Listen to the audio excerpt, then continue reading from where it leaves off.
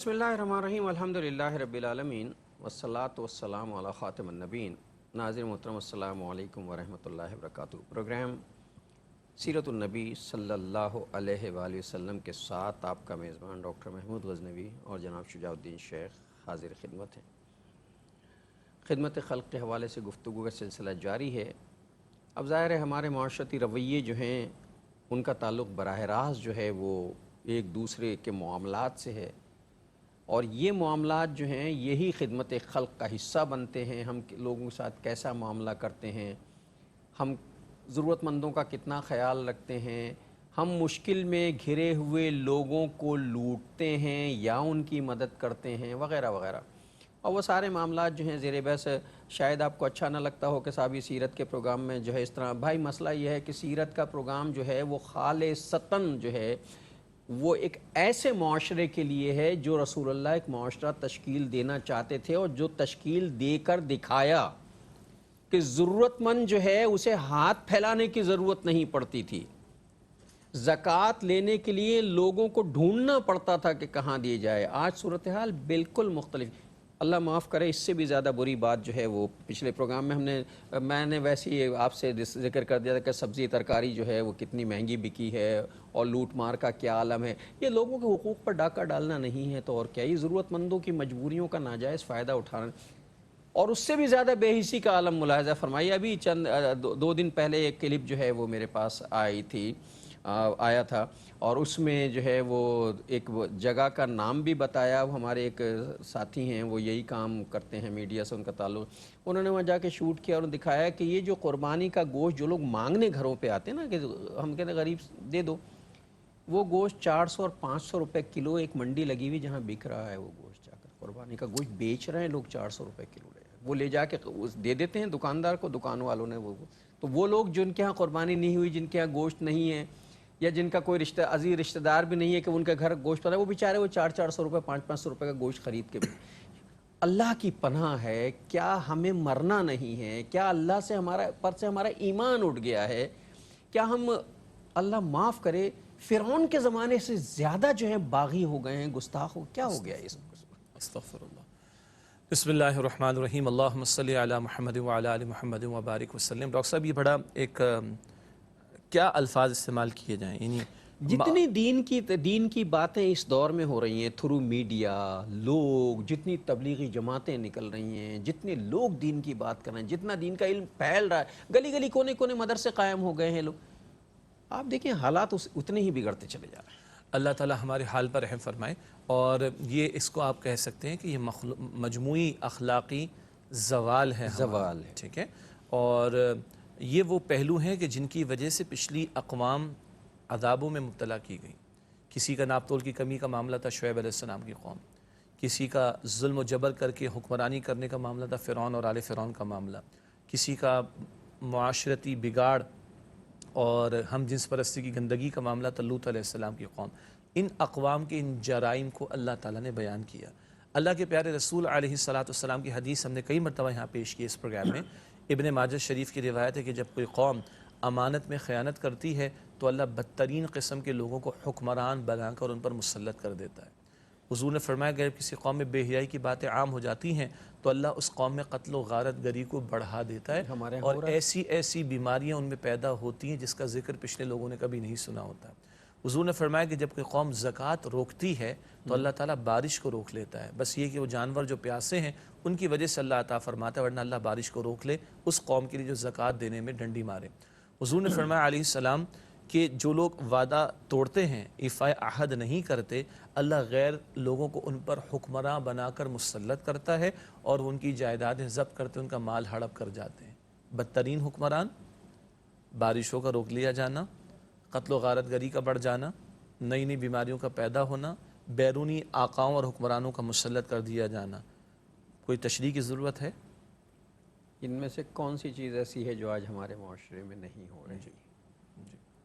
और हमने असल में मसला ये है ना, हमने दो खाने बना लिए हैं। एक खाना जो है वो हमारा खालिसतन दीन का खाना है, उसका मत काम इतना है कि हमें जो है सिर्फ नमाज़ पढ़ने जाना है और हर वक्त सिर्फ तस्बीह पढ़ते रहना है। دوسرا خانہ ہمارا تجارت کا کہ عبادت وہاں ہوگی اور تجارت جو ہے تجارت کے طریقے سے ہوگی. مطلب ہم اسلامی تجارت نہیں کر رہے. مجھے معاف کیجیے گا، ہمارے تاجروں کی اکثریت، گو کہ تاجروں کا شمار جو رسول اللہ نے فرمایا کہ شہداء میں ہوگا. کون سے تاجر؟ ایماندار تاجر. میں یہی کہہ رہا دغاباز اور جھوٹے اور مکار اور لوٹنے والے، ملاوٹ کرنے والے، ذخیرہ اندوزی کرنے والے، لوگوں کی مجبوری کا فائدہ اٹھا کر ان کو لوٹنے والے، 2 نمبر کا 1 نمبر کا بتانے والے، ان تاجروں کا بیان نہیں ہے. ایماندار، سچا اور ایماندار تاجر، سچا اور ایماندار تاجر وہ انبیاء اور رسول کے ساتھ کھڑا ہوگا، وہاں پر شہداء کے ساتھ کھڑا ہوگا. اور یہ ایمانداری کرے گا تو اللہ تعالیٰ اس کے رزق میں، اس کی تجارت میں بے پناہ برکت عطا فرمائیں گے. یہ ہمارے تاجر حضرات مجھے معاف کیجیے گا، ہر وقت روتے 4 5 دکانوں کے، ملوں کے، فیکٹریوں کے. ایک آدمی کی 4 دکانیں ہیں. جب اس سے جا کے پوچھو کاروبار تباہ ہو گیا، وہ جی کاروبار میں کچھ مل ہی نہیں رہا. جب نیت خراب ہوگی، ایمان خراب ہوگا، ترازو خراب ہوگی تو مال میں برکت ختم ہو جائے گی. صحیح بات. اگر وہی اللہ پہ بھروسہ اس کا مطلب سیدھا یہ ہے کہ اللہ پر ایمان و بھروسہ ختم ہو گیا ہے، ہم نے اسے رزاق ماننا استغفر اللہ چھوڑ دیا. اور یہی ہم پچھلے پروگرامز میں گفتگو کرتے ہوئے آئے ہیں کہ رسولوں کی اولین محنت دلوں پر ہوتی تھی، انبیاء علیہ السلام کی اولین محنت ایمان کی ہوتی تھی. احکام بعد میں آتے، شریعت کے تفصیلی احکام بعد میں، ایمان پہلے. ایمان ہوتا ہے، یقین ہوتا ہے اللہ کی ذات پر، تو پھر اعمال بھی صحیح طرح صادر ہوتے ہیں. تو یقین وہی بات ہے جو پچھلے پروگرام میں آپ نے بات بیان کی تھی نا، کہ بھائی تمہارا عقیدہ اور ایمان اتنا ہی ہے جتنا کہ تمہارا عمل اظہار کر رہا ہے. تو اگر یہ حرکتیں آج ہم دکھا رہے ہیں، معاف کیجیے گا، یا دیکھ رہے ہیں، اس کا مطلب ہے کہ پیچھے سچا، پکا، حقیقی ایمان. کلمہ کو مسلمان سارے مسلمان ہیں الحمدللہ، لیکن اگر دل میں واقعتاً ایمان ہوگا تو عمل ثبوت پیش کرے گا. رسول اللہ نے فرمایا صلی اللہ علیہ وسلم، کہیں تو آدمی لرز جائے گا، کانپے گا کہ میرا خدا مجھے دیکھ رہا ہے. جی حضور فرماتے صلی اللہ علیہ وسلم، بخاری شریف کی حدیث ہے، کوئی شخص حالت ایمان میں چوری نہیں کرتا، کوئی شخص حالت ایمان میں شراب نہیں پیتا، کوئی شخص حالت ایمان میں زنا نہیں کرتا. کیا مطلب؟ اگر شراب پی رہا ہے، چوری کر رہا ہے، زنا کر رہا ہے، یہ 3 بڑے جرائم کا ذکر ہے، تو اس وقت وہ حالت ایمان میں نہیں ہے. وہ سچا پکا ایمان جو دل میں ہوتا ہے، جو بندے کو گناہ سے کرنے نہیں دے گا، وہ کرنے نہیں دے گا. اور اگر کر رہے تو اس کا مطلب وہ ایمان نہیں دل کے اندر، وہ ایمان دل میں نہیں جو مطلوب ہے. اچھا، پھر 5 وقت نماز کے لیے بھی موجود ہے مسجد میں.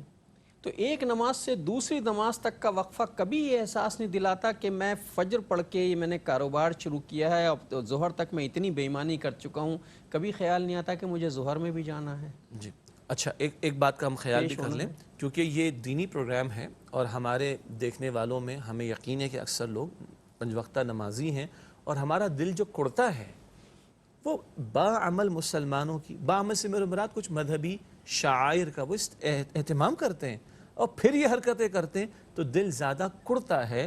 اس لیے اس درد دل کے ساتھ ہم اپنی ساتھیوں کی اصلاح کے لیے اس بات کو پیش کر رہے ہیں کہ شرم نہیں آتی ہے. میں کہہ کر آتا ہوں مالک یوم الدین، اللہ فجر میں کہہ کے آ گیا، ادا کر کے نماز ادا کر کے آیا، تلاوت سن کر آیا، تلاوت کر کے آیا، کہہ کر آیا، تلاوت کر کے آیا، تو میں سمجھ کر بھی آیا کہ میں نے کہا مالک یوم الدین، اللہ تو بدلے گا، اللہ تعالیٰ بدلے کا دن کا مالک ہے. تو کیا اب جب میں دکان پر بیٹھوں، آفس کی سیٹ پر بیٹھوں، کسٹمر کے ساتھ ڈیل کروں، کلائنٹس کے ساتھ ڈیل کروں، سروسز پرووائڈ کروں، کوئی گڈس پرووائڈ کروں، پروڈکشن کروں، جو کچھ بھی میرا معاش کا ذریعہ ہے، تو کیا وہاں بھی میں اللہ کو یاد رکھتا ہوں کہ وہ مالک یوم الدین ہے؟ میں یہ جو کر رہا ہوں وہ دیکھتا ہے، سنتا ہے، جانتا ہے. ایک زبان کے الفاظ تو بڑی بات ہے، عمل تو بڑی بات ہے. اللہ کہتا ہے وَلَقَدْ خَلَقْنَا الْإِنسَانَ وَنَعْلَمُ مَا تُوَسْوِسُ بِهِ نَفْسُهُ وَنَحْنُ أَقْرَبُ إِلَيْهِ مِنْ حَبْلِ الْوَرِيدِ. اللہ فرماتا ہے ہم نے انسان کو پیدا کیا اور ہم جانتے ہیں جو وسوسہ بھی اس کے جی میں اٹھتا ہے، اور ہم تو انسان کی شہرک سے بھی زیادہ اس کے قریب ہیں. یہ ماننے والا مومن، خطا ہو جائے ایک الگ بات ہے، ایک ہے اڑ جانا، ذخیرہ اندوزی کرنی ہاں اب کیا نا، 2 نمبر کا مال بیچنا ہی بیچنا ہے، 1 نمبر کا بتا کے جھوٹی قسمیں کھا کے لوگوں کو لوٹنا ہی لوٹنا ہے. یہ جو رخ زندگی یہ بنا لیا گیا، تو دیکھو بھائی دل میں ایمان ہے بھی کہ نہیں. ابھی چند دن پہلے دوا لینے کے لیے گئے مارکیٹ میں. ایک دوا ہے جو بہت ضروری ہے، شوگر کی کچھ دوائیں ہیں. وہ دوائیں جو ہیں وہ مارکیٹ میں دستیاب نہیں ہیں، اور دھڑلے سے وہ میڈیکل اسٹور والے یہ کہہ رہے ہیں کہ صاحب دوائیں مارکیٹ میں اس لیے دستیاب نہیں ہیں کہ جو ہمارے بڑے ہول سیلرز ہیں انہوں نے دوائیں اسٹاک کر لیں، چونکہ ان کی قیمت جو ہے وہ مزید 60% بڑھنی ہے. تو دوائیں موجود ہیں لیکن وہ سپلائی نہیں کر رہے ہیں. یہ سپلائی جو ہے 1 ہفتے کے بعد آئے گی جب قیمتوں کے ریٹ بڑھا دی جائے. آپ نے تو شوگر کی میڈیسن کی بات کی ہے، ان دوائیوں میں جان بچانے والی ادویات بھی شامل ہوں گی؟ جی جی انجیکشنز بھی ہوں گے؟ جی جی. اب سنیں قرآن کا فتویٰ. قرآن کیا فرماتا ہے؟ سورۃ المائدہ کی آیت نمبر 32 میں، اکثر آپ نے ہاسپٹلس میں ترجمہ بھی لکھا ہوا دیکھا ہوگا، جس نے ایک انسان کو قتل کیا اس نے ساری انسانیت کو قتل کیا، جس نے ایک انسان کی جان بچائی اس نے ساری انسانیت کی جان بچائی. تو اگر ہم کوئی بھی دوا ہو لیکن وہ دوائیں جو جان بچانے کے لیے ظاہری اسباب کے طور پر ایٹ دی 11th آور دی جاتی ہیں، اس کو سٹاک کر کے انتظار ہو رہا ہے کہ 100 کی چیز 500 کی ہو جی جائے. یہ ہو رہا ہے. یہ مارکیٹ اس کا مطلب ہے میں خود مارکیٹ میں پھرا ہوں، مجھے دوائیں نہیں ملی ہیں اور میڈیکل اسٹور والوں نے کہا 1 ہفتے کے بعد ملیں گی جب نئی قیمت آ جائے گی. اس کا مطلب ہے کہ ہم لوگوں کی جان سے کھیل رہے ہیں. تو یہ آیت کہاں لے کے جائیں گے؟ جس سے ایک کو بچایا اس نے ساری انسانیت کو بچایا، جس سے ایک کو قتل کیا اس نے ساری انسانیت کو قتل کیا. البتہ یعنی یہ تو ایک تصویر کا نیگیٹو رخ ہے. آپ نے خود مجھے بتایا تھا، بلکہ اس پروگرام میں آپ نے ذکر فرمایا تھا کہ کوئی میڈیسن کا معاملہ آ گیا، یاد آ گیا؟ آپ خود فرما دیجیے. کورونا کے حوالے سے جو تھا تو اس نے کہا تھا کارڈیزون جو ہے وہ کارڈیزون کا انجیکشن جو ہے وہ اس نے کہا تھا کہ یہ کارڈیزون کا انجیکشن جو ہے اگر کسی کرونا کے پیشنٹ کو ڈاکٹر ریکمینڈ کرتے ہیں تو بھائی مجھے وہ ڈاکٹر کی پرسکرپشن نسخہ دکھائیے اور جتنے دن کی دوا ڈاکٹر نے لکھی مجھ سے مفت لے جائیے. جی. یہ بھی اور ایسا بھی کہ ان کے کچھ ٹائمنگز انہوں نے فکس کی ہوئی تھی، اس کے بعد بھی ان کو فون آتا تھا تو وہ گھر میں سے نکال کے دے دے. گھر سے نکال. کسی خاتون نے فون کیا کہ بھائی مجھے یہ دوا ہے. انہوں نے کہا جی میں اس وقت وہاں میڈیکل میرا اسٹور تو بند ہو چکا ہے. تو کہا کہ مجھے تو بہت ضرورت ہے اور مجھے چاہیے اور کسی طرح بھی آپ جو ہے فراہم. نے کہا جی میں تو بہت دور رہتا ہوں. تو کہنے لگی میں وہاں آ جاؤں گی آپ کے گھر. تو ان کا ٹھیک ہے آپ آ جائیے. انہوں نے وہاں بندہ بلوایا. بندہ بلوا کے اپنی دکان کھلوائی. دکان سے وہ دوائیں نکلوائیں. دوائیں نکلوا کے وہ گھر پہ جب وہ خاتون آئیں تو انہوں نے کہا میں آپ کو منہ مانگی قیمت دوں گی اس دوا کی، مجھے دے دیجئے، میرا پیشنٹ آخری مرحلے میں. تو جب وہ لینے کے لیے آئیں تو انہوں نے پورا وہ پیک بنا کے پیک ویک کر کے، بارشیں تھیں اس وقت، بارشوں میں وہ پیک کر کے ان خاتون کے حوالے کیا. جب وہ پیسے دینے لگیں تو انہوں نے وہ پیسے لینے سے انکار کر دیا. انہوں نے کہا کہ نہیں ان دواؤں کے میں پیسے نہیں لوں گا، اس لیے کہ آپ اتنی ضرورت مند ہیں کہ بارش میں چل کر آئی ہوں تو میری بھی فرض بنتا ہے کہ میں آپ کی مدد کروں. انہوں نے پیسے نہیں لیے اور وہ دوائیں پوری اٹھا کے دیں. یہ میں نے اس لیے چاہا کہ اس معاشرے میں یہ افراد بھی موجود اور یہ بہت کم ہیں، چیدہ لوگ ہیں لیکن ہیں کہنا یہ چاہ رہا ہوں. اور شاید انہی کی برکت سے معاشرہ چل بھی رہا ہے. لیکن اس کا ایک اور پہلو بھی ہے. کل اللہ کی عدالت لگے گی نا تو لوٹ مار کرنے والے کہیں گے اللہ ہمارے بڑے فائنینشیل پرابلمز تھے، ہمارے بڑے اکنامک کرائسس تھے، تو اللہ ان لوگوں کو کھڑا کر دے گا. ان کے فائنینشیل پرابلمز نہیں تھے. یہ بھی تو تھے. ایک وقفہ لے لیں پھر آ کے بات کرتے ہیں. السلام علیکم ورحمۃ اللہ وبرکاتہ. ویلکم بیک ناظرین. پروگرام سیرت النبی صلی اللہ علیہ وآلہ وسلم میں وقفے کے بعد آپ کا خیر مقدم ہے. وقفے سے پہلے بات ہو رہی تھی کہ کچھ لوگ ہیں جو اس معاشرے میں تجارت کر رہے ہیں اور اپنے ذاتی مال بھی لگا رہے ہیں، اور یہ وہ لوگ ہیں جو یہ کہتے ہیں کہ یہ ہم نے تمہیں نہیں دیا، یہ ہم نے اللہ کے لیے کیا ہے، تمہارے لیے نہیں کیا، ہم نے اللہ کے لیے. وہ جو قرآن نے کہا نا کہ جب وہ لوگوں کو کھلاتے ہیں تو کہتے ہیں یہ کھانا ہم نے اللہ کے لیے کھلایا تمہیں، ہم اس سے تم سے کوئی بدلہ نہیں لینا چاہتے. تو معاشرے میں کچھ ایسے لوگ ہیں، شاید یہ معاشرہ ایسے ہی لوگوں کے طفیل جو ہے وہ قائم و دائم ہے. اور جیسے شجاع صاحب نے کہا کہ اللہ تعالیٰ کی بارگاہ میں جب پیش ہوں گے تو وہ جو ذخیرہ اندوز ہوگا کہے گا فائنینشیل مسائل تھے، گزارا نہیں ہوتا تھا، تو اللہ تعالیٰ ان لوگوں کو پیش کر دے گا کہ یہ بھی تو تھے، ان کا بھی تو گزارا. یہ بالکل وہی بات ہوگی. ایک آدمی کہے گا کہ میرے پاس اصل میں حکومت بہت بڑی تھی، یہ مجھے فرصت نہیں ملی عبادت کی، تو اللہ تعالیٰ حضرت سلیمان علیہ السلام کو پیش کرے گا کیا ان سے بڑی حکومت تھی تمہارے پاس؟ اللہ کبیرہ.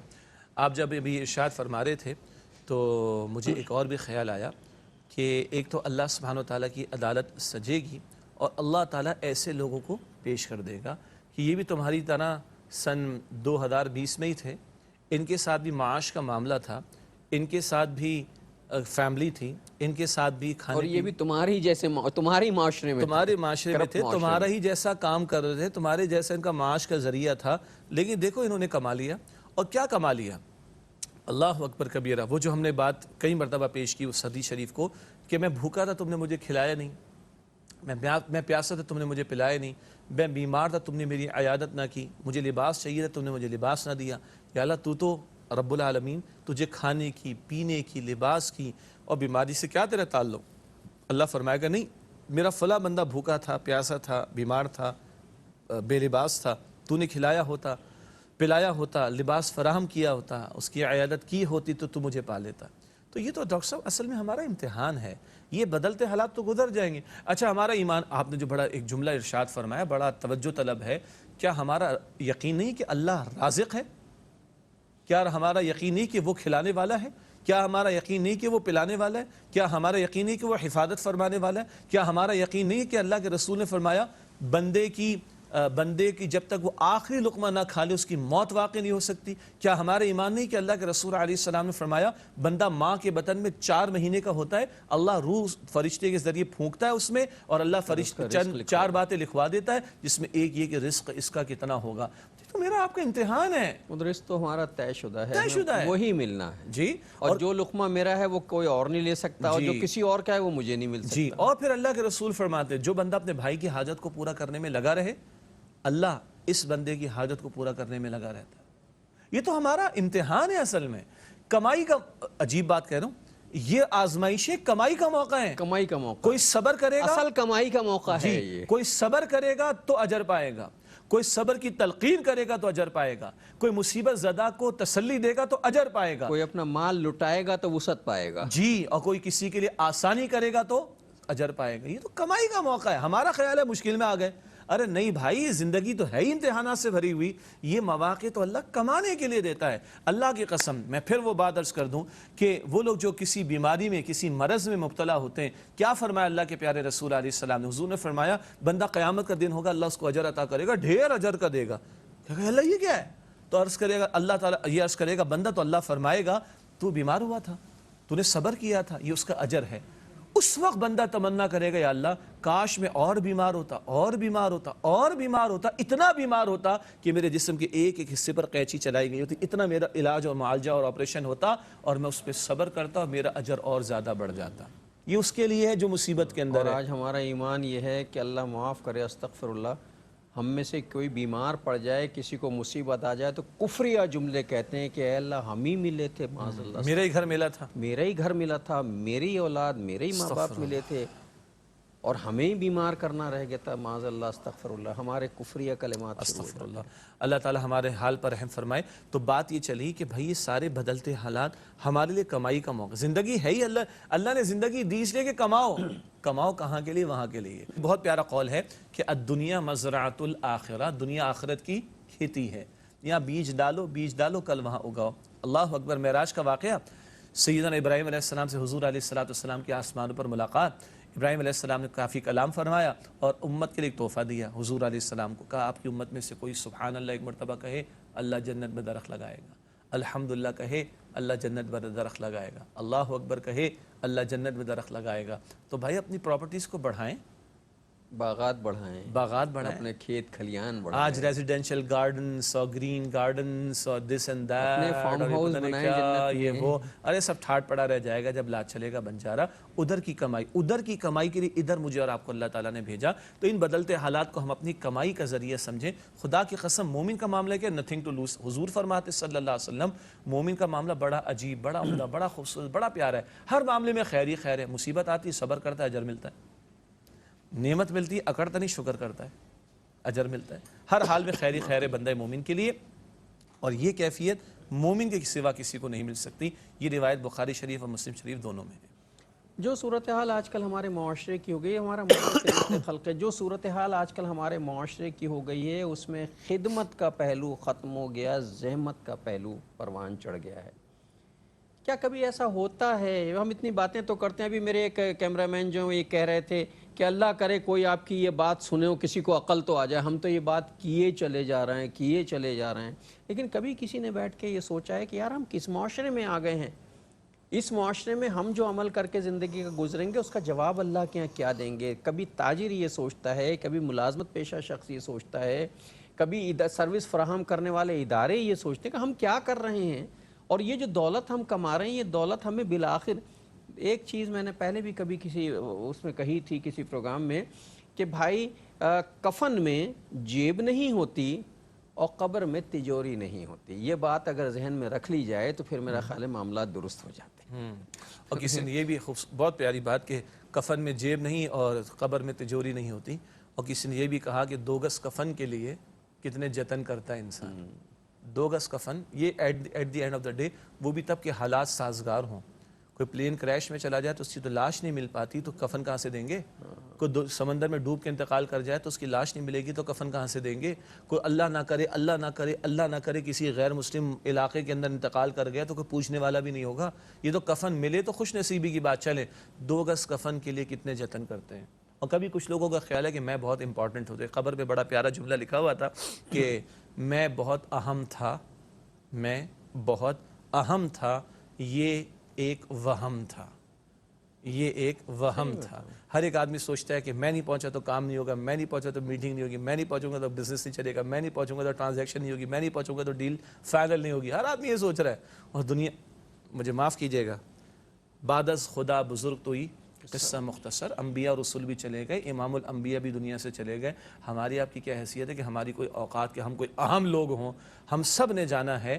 اللہ تعالیٰ اس کا یقین عطا فرما دے. آج سارے جتنے آپ نے درد دل سے بات کہی نا، یہ سارے فساد و بگاڑ کا مسئلہ یہ کہ ہم بھول گئے کہ ہمیں موت آنی. اور آپ نے کہا کہ کیا سوال نہیں ہوگا. اللہ کے رسول فرماتے صلی اللہ علیہ وسلم کلکم راعٍ وکلکم مسئول عن رعیتہ. بخاری شریف کی حدیث ہے، ہر ایک تم اس سے راعی ہے، نگہبان. اس کی نگہبانی میں جو لوگ ہوں گے ان کے بارے میں سوال ہوگا.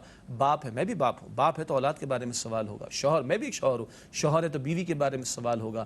آقا ہے تو غلام کے بارے میں سوال ہوگا. بیوی ہے تو شوہر کا گھر بستر مال اولاد کے بارے میں سوال ہوگا. اور حکمراں ہے تو رعایا کے بارے میں سوال ہوگا. سیدنا عمر فرماتے، مشہور جملہ حکمران بھی کوٹ کرتے کہ فرات کے کنارے کتا بھی بھوکا مر جائے تو عمر سے سوال لیا جائے، پوچھا جائے گا رضی اللہ تعالیٰ عنہ. یا تو انسان مرے جاتے ہیں، انسان مرے جاتے ہیں، ظلم کی چکی میں پسے جاتے ہیں. کچھ پرسان حال نہیں ہے، اندھیر نگری نہیں ہے. بس بات صرف یہ کہ دنیا عمل کا موقع ہے، آخرت جزا کا معاملہ ہے. بالآخر پیش ہونا اور جواب دینا پڑے گا اللہ تعالیٰ کے سامنے. ٹھٹا جو ہے وہ اس علاقے کا بہت بڑا اور بہت ریچ قبرستان اپنے وقت کا رہا ہے. مکلی کا قبرستان جو ہے بڑے بڑے سرداروں کا، بڑے بڑے یہ نوابوں کا اور اپنے وقت کے جرنیلوں کی قبریں یہاں موجود ہیں. اور یہ مکلی کا قبرستان کہلاتا ہے. اس کے بعد پھر وہ بلوچوں کے قبرستان ہیں آگے جو ہے نا، وہ 200 سال پرانی وہ قبرستان ہے وہاں بلوچ سرداروں کے. کبھی ٹھٹا کے قبرستان میں جائیے اور وہاں کی ویرانی دیکھیے اور وہاں کے وہ کھنڈر ہوتے ہوئے بڑے بڑے جو اپنے وقت جو سردار وہاں دفن ہوئے تھے یا جو نواب دفن ہوتے اس وقت تو محل بنائی تھی نا ان کی قبریں، اب وہ جھڑ رہی ہیں، ٹوٹ گئی ہیں. ایک قبر پہ ایک شعر لکھا ہوا تھا، کسی سردار کی قبر تھی، نام بھی لکھا ہوا تھا، نیچے شعر لکھا ہوا تھا، میں بھی کبھو کسی کا سرے پر غرور تھا. میں بھی کبھو کسی کا سرے پر غرور تھا، آج ٹھوکروں میں پڑا ہوا. اللہ یہی ہے. اور یہی جو ہے وہ لاہور میں اگر آپ چلے جائیں اور وہ جو کی قبر بنی ہوئی ہے وہ نور جہاں کی قبر، وہاں ایک فارسی کا شعر لکھا ہوا جس کا دوسرا مصرع ہے، نئے چراغے لالا سوزم نئے گلے، اور اس طرح کا پورا شعر، نئے چراغے لالا سوزم پتہ نہیں نغمہ اس طرح کا، کہ میں وہ قبر ہے میری، ویران قبر ہے، وہ اس پہ لکھا ہوا شعر ہے. مجھے اس وقت پورا شعر مجھے یاد تھا، ذہن سے نہیں آ رہا، کہ نہ یہاں کوئی شمع جلاتا ہے آ کے، نہ یہاں کوئی بلبل بولتی ہے، نہ کوئی پرندہ چہچہاتا، میں اپنے وقت کی ملکہ تھی، اشاروں پہ نچاتی تھی. یاد رکھ نئے چراغے لالا سوزم نئے چراغے لالا سوزم نئے گلے، اس طرح کے شعر ہے بڑا بارہ. جی اسی طرح وہ کہا نا کہ یاد رکھ سکندر کے حوصلے تو عالی تھے، جب گیا تھا دنیا سے دونوں ہاتھ خالی تھے. تو یہ ہمارے لیے ہے، ہمیں سوچنے کے لیے ہے کہ وہ شہنشاہ تھے آج زمین میں پڑے ہوئے ہیں، وہ بادشاہ تھے، جرنیل تھے، زمین میں پڑے ہوئے ہیں. ہم یہ دولت لے کے کہاں جائیں گے جو دوسروں کا دل دکھا کے جمع ہوگی. اس میں صرف تاجر شامل نہیں ہیں، وہ ادارے بھی شامل ہیں، وہ سروسز پرووائڈ کرنے والے بھی شامل ہیں، وہ حکومتیں بھی شامل ہیں جو لوگوں کا خون نچوڑ رہی ہیں اور لوگوں کی زندگی جہنم بنا رہی ہیں، جینا ان کا دشوار کر دیا. ایک وقفہ لیتے ہیں پھر السلام علیکم ورحمۃ اللہ وبرکاتہ. ویلکم بیک ناظرین. وقفے کے بعد پروگرام سیرت النبی صلی اللہ علیہ وآلہ وسلم میں آپ کا خیر مقدم ہے. بات ہو رہی تھی اس بات کی کہ یہ ساری دولت، یہ مال و متاع، یہ لوگوں کی زندگیاں جہنم بنانا، ان کو تنگ کرنا، لوگ بد دعائیں دیتے ہیں، لوگ غریبوں کے گھر سے روٹی چھن گئی ہے، ان کے منہ سے نوالے چھن گئے ہیں، آٹا غریب آدمی کی دسترس میں نہیں ہے، چینی دسترس میں نہیں ہے، بچوں کا دودھ دسترس میں نہیں. مجھے معاف کیجیے گا، آپ کہیں گے یہ کیسی باتیں کر رہے ہیں. یہ معاشرتی مسائل ہیں بھائی. حضرت عثمان رضی اللہ تعالیٰ عنہ نے جب قحط پڑا تھا تو پورا قافلہ خرید لیا تھا غلے کا، اور ایک یہودی نے آ کر کہا کہ اسے پتا تھا کہ قحط پڑنے والا، تو یہودی نے آ کر کہا کہ مجھے دے دو، دگنے پیسے دوں گا. آپ نے کہا نہیں، میں نے اس سے زیادہ پہ سودا کہا. اس نے کہا میں تگنے دوں گا، کہا اس سے زیادہ پہ. انہوں نے کہا میں 4 گنا دوں گا، اس سے زیادہ پر 8 گنا دینے کو تیار ہوگا. اس نے کہا بھائی میں نے اس کا سودا بہت اعلیٰ درجے پہ کیا ہوا ہے. اور پھر جب وہ تاجر وہ چلا گیا یہودی، تو اس کے بعد جب قحط پڑا، وہ سارا غلہ جب قحط پڑا، تو آپ نے کھڑے ہو کر، اونٹ ٹرک تو نہیں ہوتے تھے اس زمانے میں، اونٹوں پہ کھڑے ہو کے اس غلے کو تقسیم کرنا شروع کیا. تو اس نے یہودی نے آ کے کہا تم تو کہہ رہے تھے میں نے بڑا سودا کر لیا. اس نے کہا ہاں، میں نے جس سے سودا کیا وہ 10 گنا کا وعدہ کرتا ہے اور چاہے تو اس سے زیادہ دیتا ہے. جی، جب آپ بریک سے پہلے فرما رہے تھے نا کہ بعض لوگوں نے تجارت کر لی، تو قرآن ایک جگہ فرماتے تجارت لن تبور. جو لوگ ایمان لائے، جنہوں نے نیک اعمال کیے، انہوں نے ایک ایسی تجارت کر لی جس میں کوئی گھاٹا ہے ہی نہیں. اور یہ جو آپ نے 10 گنا فرمایا، 10 گنا تو کم از کم ہے، یہ کم از لمیٹڈ کم. ہے. ہاں، قرآن کہتا ہے من جاء بالحسنۃ فلہ عشر امثالھا. جو ایک نیکی لے کر آئے گا، اللہ کم از کم 10 گنا عطا فرمائے گا. اور سورۃ البقرہ کی آیت نمبر 261 میں جو اللہ تعالیٰ نے بڑی پیاری تمثیل سے ہمیں سمجھایا، ایک دانہ تم اللہ تعالیٰ کی راہ میں دو تو ایسے ہے گویا کہ 7 بالیں اگ آئیں، اور ہر بال میں 100 دانے ہوں، تو یہ 700 گنا ہو گیا. اور اللہ آگے اس سے آگے ارشاد فرماتا ہے واللہ یضاعف لمن یشاء. اللہ جس کے لیے چاہے گا اور بڑھا دے گا. تو 700 گنا اور اس سے بھی زائد اللہ جس کو چاہے گا عطا فرمائے گا. یہ وہ تجارت ہے جس میں کوئی گھاٹا نہیں. سیدنا عیسیٰ علیہ السلام کا بڑا پیارا جملہ ہے، بائبل میں بھی نقل ہوا اور اب بھی معروف ہے. فرماتے ہیں کہ تم زمین پر جمع کرتے ہو، ارے یہاں چوری کا بھی اندیشہ ہے، یہاں دیمک کے کیڑے کے کھا جانے کا اندیشہ بھی ہے. وہاں آسمانوں میں جمع کرو جہاں نہ چوری کا کوئی ڈر ہے، نہ دیمک کے کیڑے کے لگنے کا کوئی اندیشہ ہے. یہ سیدنا عیسیٰ فرماتے علیہ السلام. اسی طرح بڑا پیارا، وہ شاید پہلے بھی ہم نے کبھی ذکر یہاں پر کیا، ایک بڑے اچھے دینی رسالے میں ایک ٹائٹل لگایا گیا the bank of Allah unlimited میں لگاؤ. The bank of Allah unlimited میں لگاؤ. دنیا کے سارے بینک سے آخر میں کیا لکھا ہوتا ہے؟ لمیٹڈ. اور اللہ کا بینک کیا ہے؟ وہ انلمیٹڈ ہے. ناظرین محترم، ابھی جب یہ مارچ کا مہینہ تھا، اور مارچ میں اللہ تعالیٰ اپنے امان میں رکھے سب کو، ایک لاک ڈاؤن کی کیفیت تھی، پورا ملک بند تھا، پورا شہر. تو میں بھی جو ہے وہ ملک کے ایک حصے میں پھنس گیا تھا. جا کے میں ایبٹ آباد میں پھنس گیا تھا، تقریباً سوا مہینہ میں پھنسا رہا. سوا مہینے کے بعد تنگ آ کے میں، چونکہ رمضان آ رہے تھے، تو بائی روڈ سفر اختیار کیا. شجاع صاحب یہ چیزیں میں اس لیے شیئر کر رہا ہوں تاکہ پتہ چلے ہوا. ایبٹ آباد سے کراچی تک کا میں نے تقریباً 12 گھنٹے کا کنٹینیو سفر کیا ہے، 12 گھنٹے کا. اور موٹر وے سے آئے، اور اس پہ میں نے ایبٹ آباد سے کراچی تک پہنچتے جو ہے میری آنکھیں تھک گئیں یہ دیکھ دیکھ کے کہ جس طرف نظر ڈالتے تھے گندم ہی گندم، چھڑائی ہو رہی تو گندم کٹائی ہو رہی، اور بوریاں بنائی جا رہی تھیں، اور کنٹینر پیک ہو رہا تھا. یعنی جس طرف دیکھتے تھے صرف گندم ہی نظر آتی تھی. 12 گھنٹے میں نے اپنی آنکھوں سے صرف گندم کے ڈھیر دیکھے ہیں، اور اللہ کا شکر ادا کیا. اور بہت خوش آ کے گھر پہ یہ کہا تھا کہ اس سال آٹا اور گندم بہت سستا ہوگا. اللہ نے وافر مقدار میں جو ہے پاکستان کو اناج عطا فرمایا ہے.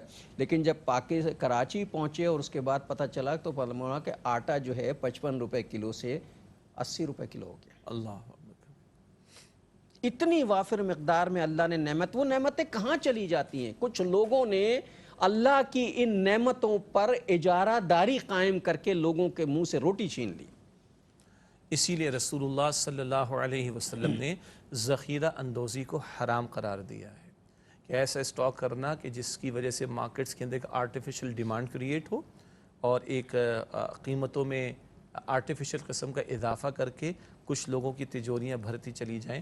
رسول اللہ علیہ السلام نے اس کو حرام کیا. اور یاد رکھنا چاہیے، حرام کی دولت جب وجود میں جاتی ہے تو رسول اللہ علیہ السلام نے فرمایا حرام سے پلا ہوا جسم جہنم کا مستحق ہے، وہ جنت میں داخل نہ ہوگا.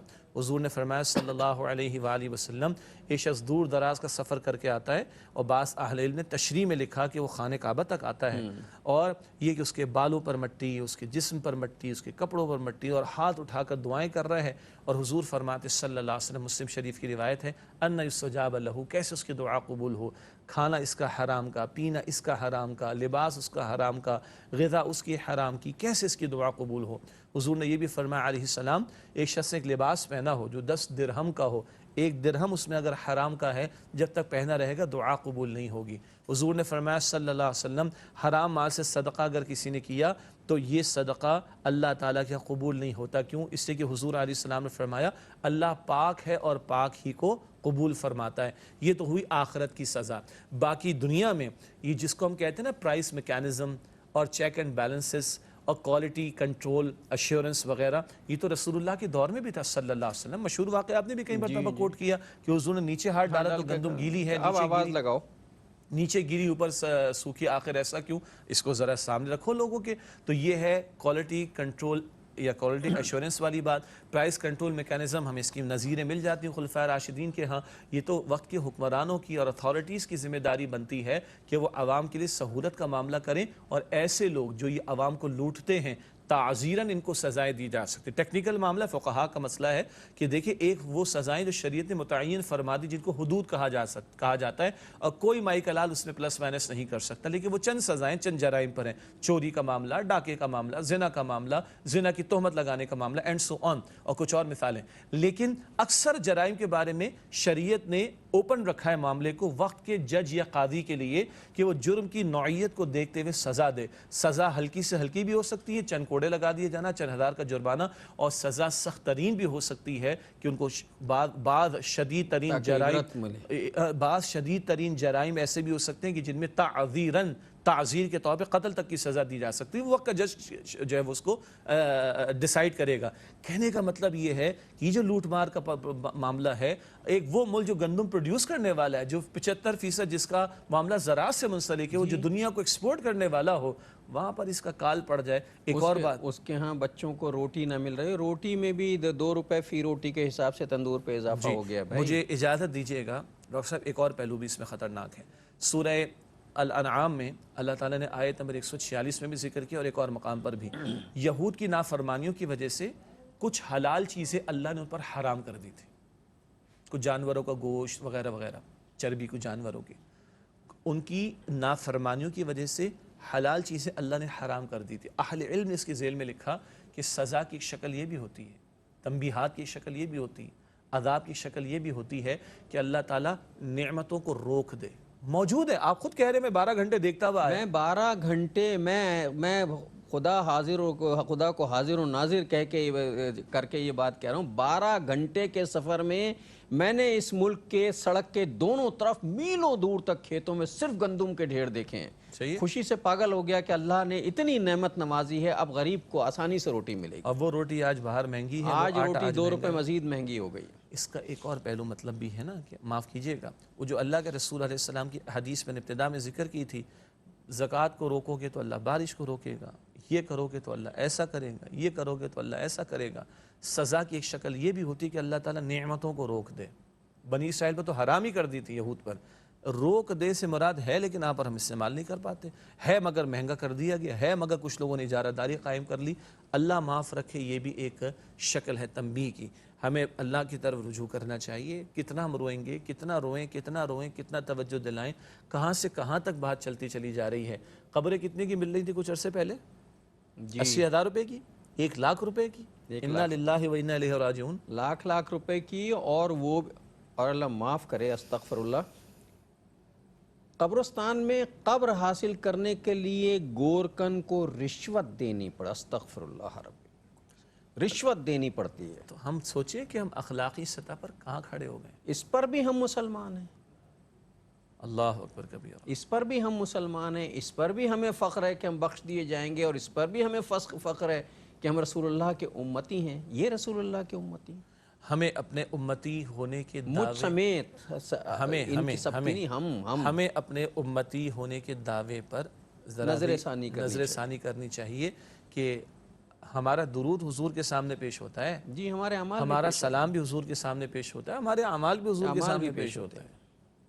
تو سوچئے کیا کیفیت ہوگی اس وقت۔ اور سب سے زیادہ پسندیدہ پیشہ رسول اللہ صلی اللہ علیہ وسلم کا تھا اور انبیاء کرام کا وہ تجارت تھا۔ اور نفع کے 10 میں سے 9 حصے تجارت میں اللہ تعالیٰ نے رکھے، معاش کے 10 حصوں میں سے 9 حصے اللہ تعالیٰ نے تجارت میں رکھے۔ اور نیک صالح